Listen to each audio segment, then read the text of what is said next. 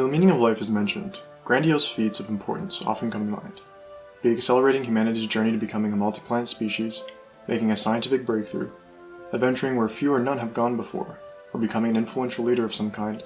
These are all just examples of what some may associate to a meaningful life. On the flip side, for some this may evoke negative imagery and some rather uncomfortable questions. Who am I? What am I doing? What's the point of all this anyway? Aren't there already other people handling this kind of stuff? Perhaps even darker. Even if we solve all of humanity's problems, save the planet, and land society right in the bullseye of a utopia, isn't the sun just going to one day devour the earth? We'll all be dead by then, but maybe this just amplifies the pointlessness of going above and beyond the minimum, meeting a handful of people's expectations, and enjoying the few moments which come by. Arguably, this could be the point of becoming a multi-planet species, but then what? Doesn't this just delay the inevitable? Just for fun, let's try a logic puzzle. In this case, we will use a conditional proof assumption. This is when we start with an assumption, follow reasoning through to conclusions, and see if the initial assumption fits. Let's suppose that the meaning of life is to fulfill life's meaning. You'll immediately notice that the thing we're trying to define includes itself as the answer. This is no mistake. Rather, it represents a form of recursive logic. Programmers are already familiar with recursion. In fact, it is quite cool and useful at times. This, however, does not make the initial proposition any more meaningful, programmer or not. How can any sense or meaning be derived from a recursive statement which never settles onto a definite answer? To explore this further, we'll take a quick look at supertasks. Put simply, a supertask is a task which requires an infinite number of steps or operations to complete. This can be done with a finite boundary, like when we divide a rectangle in half and continue to divide the resulting portions. This gives us a half, a quarter, an eighth, a 16th, and so on. Total we're left with, well, an infinitesimal, I suppose. Although no computer could ever compute this result in a finite amount of time, there are tools we can use to compute the answers of supertasks by making inferences or equivalent comparisons to operations or concepts which do not require an infinite number of steps to complete. Like if we did the sum of all these fractions, the end result would be 1. There's a good Vsauce video on this, actually. So the supertask we've summoned upon ourselves is as follows. The meaning of life is to fulfill one's purpose, but one's purpose depends on what the meaning of life is. This leaves us with an infinite loop with no beginning or end, almost as if the evil of infinity was guarding the gate of the answer. However, in this video, I hope to show you that there is in fact solace in the infinite chase, perhaps even a love for it.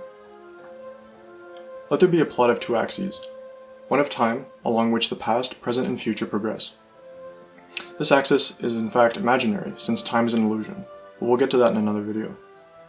On the second axis, may the state of non-physical potentiality be on the left, and that of physical manifestation be on the right. In quantum mechanics, this would be equivalent to the wave function collapsing to resolve a superposition. For reference, entropy is shown here to progress with time, and the collapsing of non-physical potential into physical reality. That is, the point of greatest entropy is when enough time has allowed all potential to collapse, aka heat death.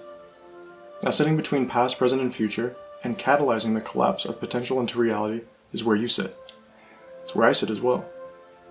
I'm not sure if animals, plants, or planets have the same thing going on, but experiments performed on quantum superpositions have repeatedly demonstrated the irremovable involvement observation plays in collapsing wave functions into reality. I highly recommend you check out the observer effect for more details.